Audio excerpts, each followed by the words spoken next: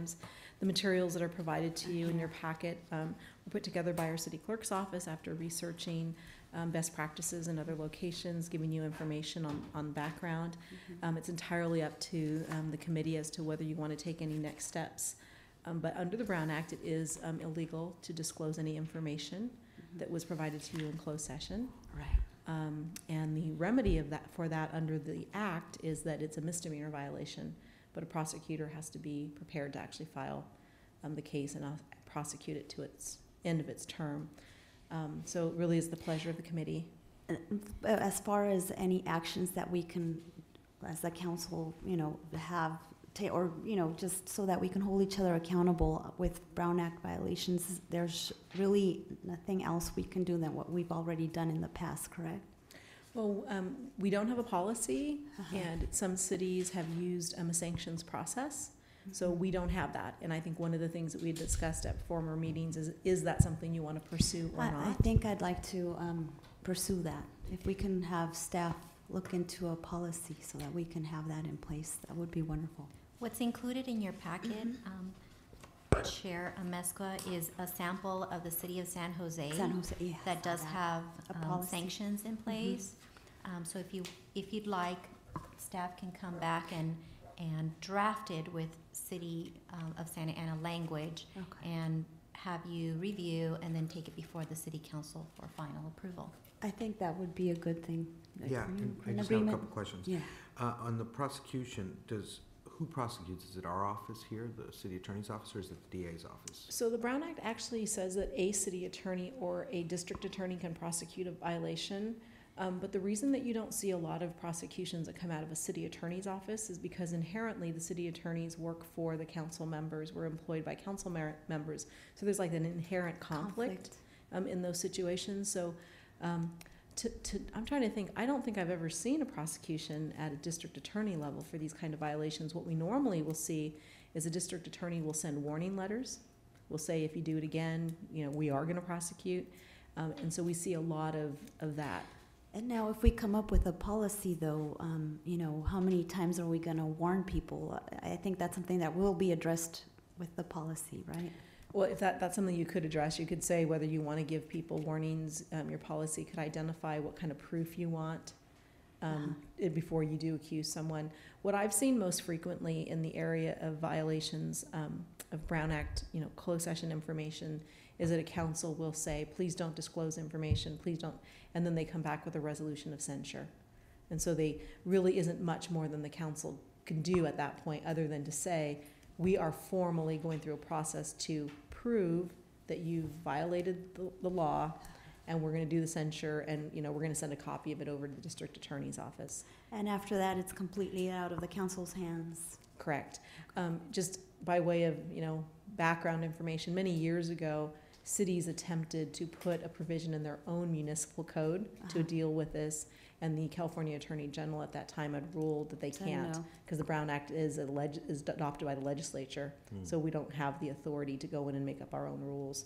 So the best that a city can do is the censure. Okay. And the sanctions, what kind of sanctions do they have in San Jose, for instance? So again, that comes up to you guys. So you can do things that are within your power. I've seen sanctions from just a slap on the hand, like don't do it again, to having personal experience where the sanction of the council member was to turn in their key card to City Hall. They weren't allowed to come to City Hall without approval of the city manager. So you go from one extreme of, don't do it again, to you are so out of control and violating our rules that while you're allowed to be elected, doesn't mean that we have to give you access to things. You don't have a secretary, and so there's discretion. So you can prohibit someone from going into closed session then? Or is it? I don't think that we could prohibit them from doing their duties as a meeting, but I'm saying in other ways of coming into City Hall to get confidential information. Got it. It's just showing, you've gone way too far. We're voting you off the island in a way. We can't take your position away from you. We're going to do that. I think that those types of sanctions should be reserved for incredibly, harsh. Those are harsh, so you should wait until there's those kind of extreme violations. But I'm just saying that's the realm, from a hand slap to there's real consequences. Well, I think if we can prepare that draft and bring it back to the next meeting, that's the first step. Mm-hmm. Okay. Yeah. Who would you like to have do that? You, We'll have staff work on it, include the law and city clerk. I will caution, it's very extensive, and having experience with this before, I would recommend that we try and keep it simple, at least in the beginning, so we'll do something. But the one in San Jose has got rules committee and right. provisions and staffs and censures, and they probably have 2 or 3 full-time staff just staffing Oh, just, the committee. So I think we'll come up with something, but we hope that it's a little bit simpler. thank you. Okay, and that brings us to agenda item number 4, discuss code provisions and campaign contribution limits on legal defense accounts. If we can explain that to us in detail, City Attorney, how can we use this as a tool to hold ourselves accountable? Okay, so real quick, by way of background, the city of Santa Ana has contributions on campaign contributions. You have imposed some rules that are both in your charter, voter approved, and you have some rules that are in your municipal code. What you don't have are limitations on contributions to legal defense funds. So legal defense funds are authorized by state law. A person who finds themselves facing charges, maybe from the FPPC or a DA's office, criminal types of charges, can go out and solicit contributions from people. They have to keep those monies in a separate account, and they can only be used for very specific reasons, primarily to pay their legal defense fund, their legal defense costs. And this legal defense can only be used for criminal types of charges, nothing else. Right, If criminal- it's already, if they're already under investigation with, Yes. if they're already in trouble with Mhm. PPC. Certain kind of administrative and criminal proceedings that they can be used for. What happened is, at one time, these legal defense funds were only available for state legislatures, the state legislators, if they had it. And the FPPC expanded it and said, well, local council members could be in trouble too, so we're gonna let them use it. But what they didn't do is they didn't impose any limitations that would apply at the local level. There is a provision in the law that says if a city council wants to establish contribution limits, they can. So we provided that information in the memorandum that you received, explains the rules. So the question is, if the city wanted to impose contribution limits, you could do that. You could make them similar to your campaign contribution limits, or you can make them different. Okay, I think Now- Sal has a yeah. question. With the legal defense fund, when someone opens up a legal defense fund, and someone, for instance, with us, we have limits of $1,000, and then we cannot vote on an item for a year, right? It's a year's period. If you have a legal defense fund, do those rules apply there as well? That would be left completely up to you. You get to design them. So the FPPC and their regulation says you get to make up the rules, just As like of you right did. now, though, it As of doesn't right apply. now, because the state law says that you have to be very specific about the legal defense contribution limits. We did have an argument. Someone argued, well, you have campaign contribution limits and those should apply. And we looked at it and we said no, because the state law is very specific and says your limitation has to be specific to a legal defense contribution. It can't just be, your general campaign contribution limits don't apply to legal defense funds. You have to adopt very specific contribution limits for those funds. So what I want to look into is, I want to look into language that would create, Like a safeguard. what I want to prevent is a council member voting on an item where they've received a legal defense fund contribution. Okay. That's the big issue, is the conflict there, Not limits, just conflict. just conflict. Okay. Right, because under the existing rules, campaign contributions do not create conflicts of interest. So, under the Under our- state law, under under state state law, under your rules, you have some limitations. You've limited yourselves. So what we could do is take a look at how have you limited yourself for campaign contributions, and we could mirror them. So if you receive a legal defense contribution, just as you'd have to disqualify yourself for a year, you would disqualify yourself for a year. That may be the easiest place to start and just to mirror it. Start looking at that, yeah, okay. And at what limit do you want to create that conflict? Is it any amount? Is it $1 or is it $1,000? Well, I think that to being consistent, even though right now we're not talking about limiting that, I think it has to be consistent and Okay. mirror the $1,000 contribution, or anything over 249. My Okay. apologies, So 249. same rules. Correct. Okay, and we look at that and then we come back and tell you about the procedures, because some of those restrictions are in the charter, some are in the ordinance, municipal code. The ones that are in the municipal code, you can easily parrot. The one that's in your charter, I'd have to look at. I'll just have to take a look at it. Yeah, and that's what we Yeah. wanted to take a look at and Yeah. get the ball rolling on that. Okay, thank you. Moving on to item number 5, discussion and possible action related to state required AB 1234, mandatory ethics training by city elected and appointed officials.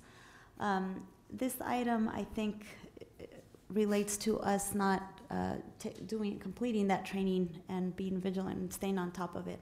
And I don't think it should be Maria's job to harass us and tell us, well, not harass us because she never harasses, but just to keep on top and reminding us. And she's so good about it, but I think we need to do a better job of staying on top of that, and it shouldn't be her job. So is there any, do we have to adopt some form of policy in order to do that, Sonia, or? Because right now they're on their own and it's just a reminder, they're not being removed. Mhm. Can you explain, yeah, Yeah. What could we do in order to, again, it's probably goes back to sanctions, right? It's mandatory, you're supposed to do it. So how do you get people to comply? You know, we haven't, there's always the simple way to do something, there's always the formal policy way. I would recommend that maybe you begin with some of the simple ways, and maybe some of the simple ways are that this committee or the city council asks us to provide a list of everyone who's in compliance. Okay. That would then say who's not in compliance, would kind of speak for itself. Maybe people would be more vigilant if they knew that they were going to be on a list or not be on a list. That to me is like the simple way. I think the question is, what happens after Maria has reminded someone? What happens after, you've put them on the list? Again, under AB 1234, it is a violation not to be, to be in compliance. So part of the problem is that the state legislature adopts all these great rules, but they don't give us a lot of tools. They don't police it themselves, and kind of left to us Right, at the local to police level to figure it out. Ourselves. Yeah, I do think I've seen success in communities that are just identifying who's in compliance or just saying, As You a gotta first please- step. yeah, my view on this is different. My view is that you are the elected officials and you have to help police yourselves. It's very unfair, if you want to use that word, to put staff, those of us who Right. work No. for you, in the position of coming out. And- So I think the yeah. most we can do is send out a memo saying, council member, Tina Harrow, council member Mesqua have all taken, and council member so-and-so and so-and-so, have after not. 3 reminders, have not. And then I think it's up to you guys to call your colleagues and say, what the What's heck, going why on? haven't you done that? may I ask a question? Yes.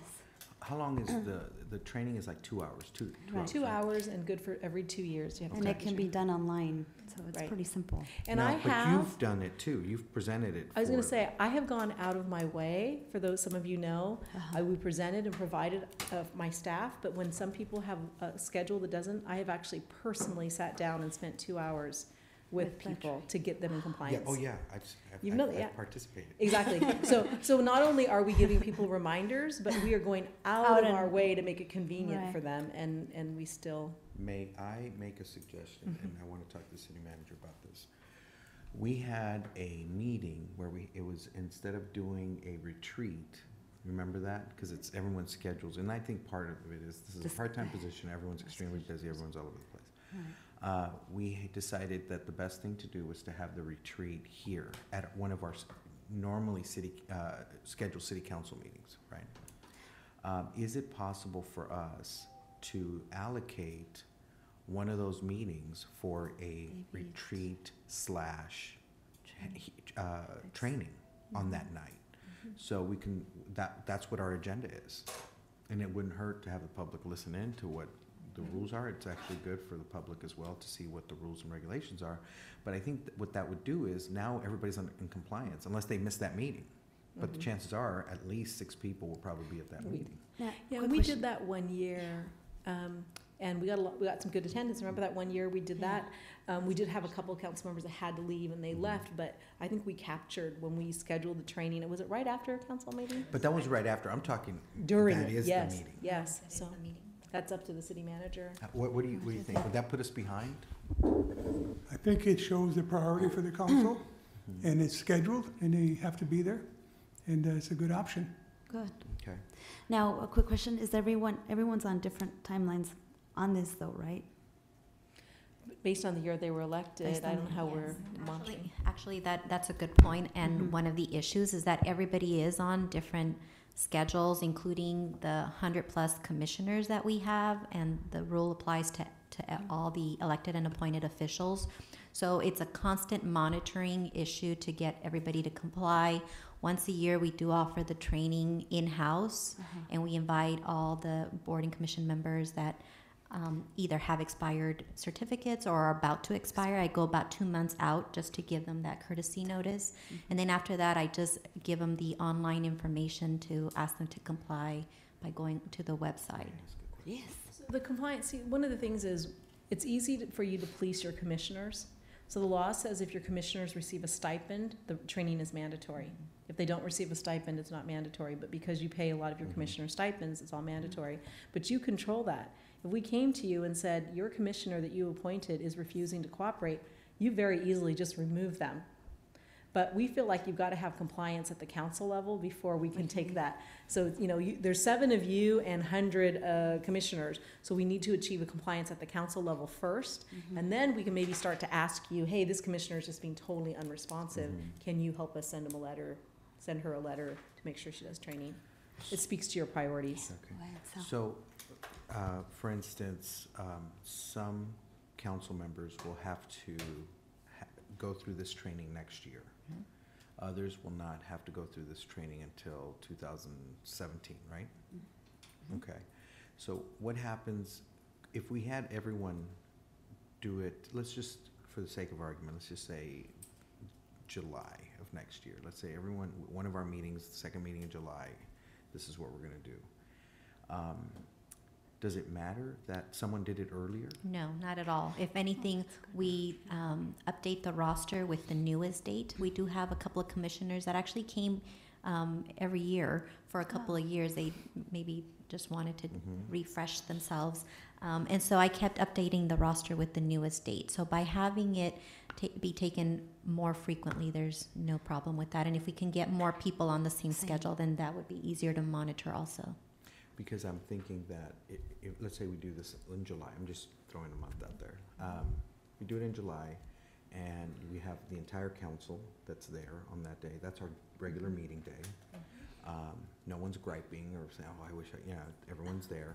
And then you have even 80% or 70% of all the commissioners are there. I just think that shrinks the amount of work to get everyone to comply. We just have to chime in and say, I think that's a great idea. Staff has been discussing at a different kind of level the relationship between our council members and our commissions, and are they following rules, and are they doing what their authority is? And it could be a really great way to tie it all together so that it's like a mandatory meeting of your commissioners and the council. And it could be a good thing for the city. You guys could talk about your priorities for your commissions, take a little bit of time if you feel like the commission's having issues, so I think it's a great idea. So I guess the next step would be just let's look and see what month works where more people are, I guess, due to take it, look at the schedule. So Mary, we can look at a schedule that's Yes. optimum for the maximum number. Maximum number of people. I'd just like to add finally that all the council members are in compliance now, which is great. And that maybe we just bring you a list of folks that are not, of the commissions at least, or maybe we can notify the council members of their commissioners who are not in compliance, and maybe just ask that all of you call your commissioners or send them an email and tell them that they need to get in compliance by just going online if necessary, or contacting the city clerk's office, and we'll do a special training for them. Okay, that sounds good. Okay, and that leads us to item number 6, committee member comments. If we have any comments. No, I just thank you, Madam Chair, for an efficient meeting. I think these are very good points that we have to take a look at, and I think we're going to get some information shortly. And it's all just to tighten things up and get things a little bit better and get them ready for the next group that comes in. Yes. All right. I'll second that. I think we're doing a great job. Thank you. Meeting's adjourned.